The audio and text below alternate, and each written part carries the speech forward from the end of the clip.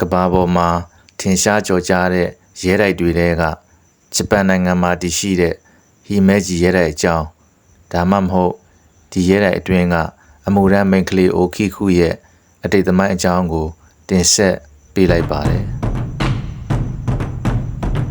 ဟီမဲဂျီရဲတိုက်ဟာဂျပန်နိုင်ငံရိုဂိုပြည်နယ်ကဟီမဲဂျီမြို့မှာတည်ရှိပါတယ်ဂျပန်နိုင်ငံမှာအလှပဆုံးနဲ့ရှေးအကျဆုံးရဲတိုက်တစ်ခုဖြစ်ပါတယ်ရဲတိုက်အပြင်ဘက်ကိုမီးဒဏ်ခံနိုင်တဲ့အဖြူရောင်ဆင့်ဖြင့်အုပ်ထားပြီးအဖြူရောင်တောက်ပနေလို့ White Heron Castle လို့လည်းခေါ်ကြပါတယ်ဒီရဲတိုက်ကို1333ခုနှစ်မှာအကာမတ်ဆုနိုရီမူရာကစတင်တည်ဆောက်ခဲ့ပါတယ်အစောပိုင်းမှာတော့ရိုးရိုးခံတပ်တစ်ခုသာဖြစ်ခဲ့ပြီးစစ်ပွဲတွေကြားမှာကာကွယ်ရေးအတွက်အသုံးပြုခဲ့ကြပါတယ်နောက်ပိုင်း1600ခုနှစ်နောက်မှာတာရူမဆာကအခုမြင်ရတဲ့အလှဆုံးပုံစံအဖြစ်ပြန်လည်တည်ဆောက်ခဲ့ပါတယ်ဟီမဲဂျီရဲတိုက်ဟာအလှပအတွက်တင်မဟုတ်ပဲစီရေးအတွက်အထူးဒီဇိုင်းထုတ်ထားပါတယ်လမ်းကြောင်းတွေကလှည့်လည်ပြီးရှုပ်ထွေးစေတယ်ရန်သူတွေလွယ်လွယ်ဝင်မရအောင်ထောင်ချောက်လိုပုံစံတွေရှိတယ်မြင်မာတဲ့နိုင်ရန်တွေနဲ့လျှို့ဝှက်ခန်းတွေပါဝင်ပါတယ်ရန်သူတွေဝင်လာရင်လမ်းပြောက်သွားပြီးအလွယ်တကူဖမ်းမိအောင်ဒီဇိုင်းထုတ်ထားပါတယ်ဟီမဲဂျီရဲတိုက်ကြီးဟာဒီလိုထူးခြားစွာဖွဲ့စည်းထားပြီးအပြင်ပန်းကကြည့်ရင်လှပနေပေမဲ့ဒီအလှပတွေအောက်မှာပဲကြမ်းတမ်းတဲ့သမိုင်းတွေနဲ့လျှို့ဝှက်ချက်တွေကိုဖုံးကွယ်ထားပါတယ်စိတ်ဝင်စားစရာကောင်းတာကဒီရဲတိုက်ဟာ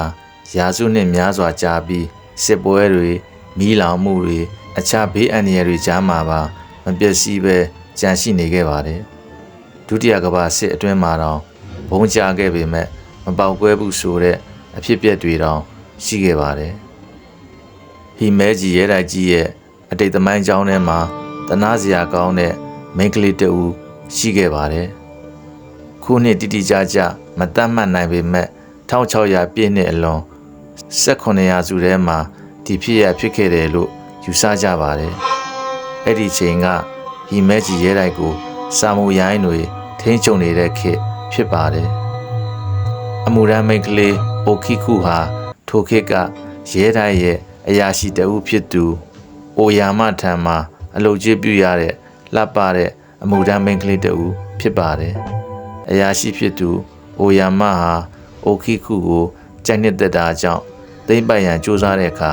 အိုခိခုကငင်းဆန်ခဲ့ပါတယ်ဒါကြောင့်အိုယာမကသူမကိုအပြစ်ရှာဖို့အလွန်တန်ဖိုးကြီးသောတရုတ်ကြွေပကံဆက်ချက်ထဲမှတစ်ချက်ကိုဖွဲ့ထားလိုက်ပါတယ်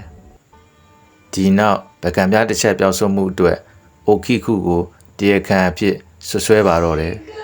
ထိုခေတ်ကတန်ဖိုးကြီးပစ္စည်းပြောင်းဆုံးခြင်းမှာတေရန်အထိကြခံရနိုင်သောအပြစ်ဖြစ်ပါတယ်အိုခိခုကသူမခိုးခဲ့ဘူးလို့အချင်းချင်းရှင်းပြခဲ့ပေမဲ့လည်းဘယ်သူမှမယုံကြည်ခဲ့ကြပါဘူးသူမကိုအရာရှိကငါ့ကိုလက်ခံရင်အပြစ်ကလွတ်ပေးမယ်လို့ချင်းချောက်ခဲ့ပေမဲ့အိုခိခုဟာသူမရဲ့ဂုဏ်သိက္ခာအတွက်ထပ်မံညှင်းဆန်ခဲ့ပါတယ်အမျက်ဒေါသထွက်သွားတဲ့အရာရှိဟာသူမကိုနှိပ်စက်ပြီးရေတွင်းထဲကိုပစ်ချတပ်ဖြတ်ခဲ့ပါတယ်အဲ့ဒီညကစပြီးရဲတိုက်ထဲမှာထူးဆန်းတဲ့အသံတွေစတင်ပေါ်ပေါက်လာပါတော့တယ်ရေတွင်းအောက်ကနေတစ်ချက်နှစ်ချက်သုံးချက်လေးချက်ကိုးချက်အထိရေတွက်ပြီးတဲ့နောက်10ချက်မြောက်မရှိတဲ့အတွက်အလွန်ဆုရှားစွာအော်ဟစ်ငိုယိုသံတွေကြားရပါတော့တယ်သူမရဲ့ဝိညာဉ်ဟာညာတိုင်းတစ်ချက်နှစ်ချက်သုံးချက်လို့ရေတွက်ရင်း9ချက်မှရပ်ပြီးအော်ဟစ်တဲ့အတန်ကိုအဲ့ဒီနေရာအနားကနေကြားကြရတယ်လို့ယုံကြည်ပြီးဒေသခံတွေကဒီနေရာကိုတော်တော်လေးကြောက်ကြပါတယ်ယနေ့ခေတ်မှာတော့ဟီမဲဂျီရဲတိုက်ကို UNESCO ကကမ္ဘာလုံးဆိုင်ရာအရေးကြီးပြီးထိမ့်သိမ်းတဲ့နေရာတစ်ခုအဖြစ်သတ်မှတ်အတည်ပြုထားပြီးလူသန်းပေါင်းများစွာလာရောက်လေ့လာကြည့်ရှုနေကြပါတယ်။တင်လဲဂျပန်နိုင်ငံကိုရောက်ရင်ဟီမဲဂျီရဲတိုက်ကိုတွားလေ့လာရင်ရေတွင်းနဲ့ကိုလည်းကြည့်ခဲ့ပါအောင်နော်